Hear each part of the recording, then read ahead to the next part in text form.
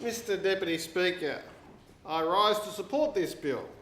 New South Wales leads Australia and the world in creating free and open markets for trade and water entitlements, and in New South Wales, water entitlements can be traded for a term or permanently.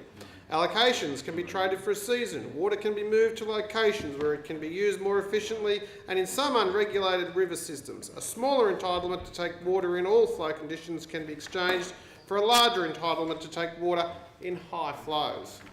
Mr Deputy Speaker, by establishing flexible rules for water trading, we have allowed the efficiencies and competitiveness of market mechanisms to facilitate the movement of water to its highest value uses. There is already significant evidence that this is happening in New South Wales. Research shows that permanent trade increased approximately tenfold in the Murray-Darling Basin between 1995 and 2010. Temporary trade increased by 300% in the Southern Basin over the same period. It is estimated that the net benefit of water trading in the Murray-Darling Basin is approximately $3 million a year. This bill will help extend and increase these benefits with additional reform to bring more flexibility to the water trading market. The first trade reform proposed in this bill is a new dealing called a, quote, term water allocation transfer, unquote. The dealing will allow licence holders to trade their right to future water allocations for a defined term. The trade can be for up to 10 years. Under the trade, the buyer will receive and have the use of all or part of the seller's water allocations for the term of the trade, but the seller will retain the shares under the licence. For additional flexibility, there is a provision to allow the trade to take up to 5 years in the future. Take effect for up to 5 years in the future. This new dealing fills a gap in the existing trading framework.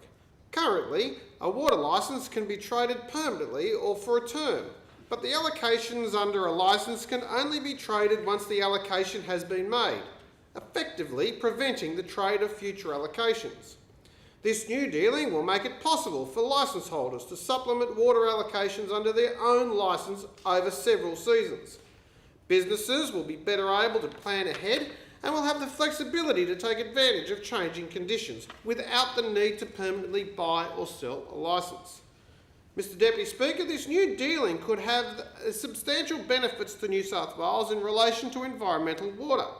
Just this year, the Commonwealth Environmental Water Office traded water allocations to productive use in the Namoi and Guida valleys. In the future, it may be the case that an environmental asset will not require additional water for some time.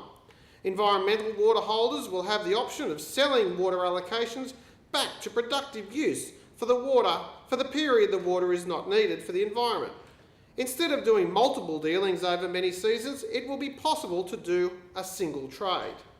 Such a trade would not reduce the volume of water permanently held by the environmental water holder. However, having this new trade mechanism could help reduce impacts on water users from the Basin Plan.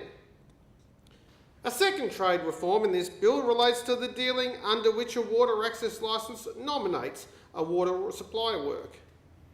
This is the mechanism by which a water licence, which is legally not tied to the land, is attached to the physical place where water is taken. Currently, the Act is designed so a licence nominates a physical water supply work, such as a pump or a regulator.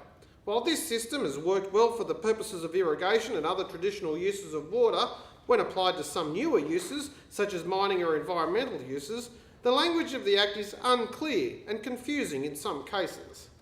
The new amendments clarify that a licence may nominate an extraction point rather than a particular water supply work. If a mining company purchases a licence on the market to cover water seeping into its mine, the company can nominate the mine as an extraction point. If an environmental water holder purchases a licence it intends to use to leave water in the river, it can nominate a place in the river where that water is to be accounted. Mr Deputy Speaker, these reforms to the Act's provisions for trade allow more flexibility to new water-dependent businesses entering the water market and demonstrates this government's commitment to continuing to ensuring that rules for trading water licences are adapted to changing circumstances. Open and well-developed markets in water are key to making the best, most economically efficient use of limited water resources. The market reforms in this bill go hand in hand with the amendments to reduce red tape and provide secure water entitlements that have been highlighted by my colleagues. This government has reaffirmed its commitment to vibrant, growing regional communities with these important reforms, and so I commend the bill to the House. Well, the question is, there's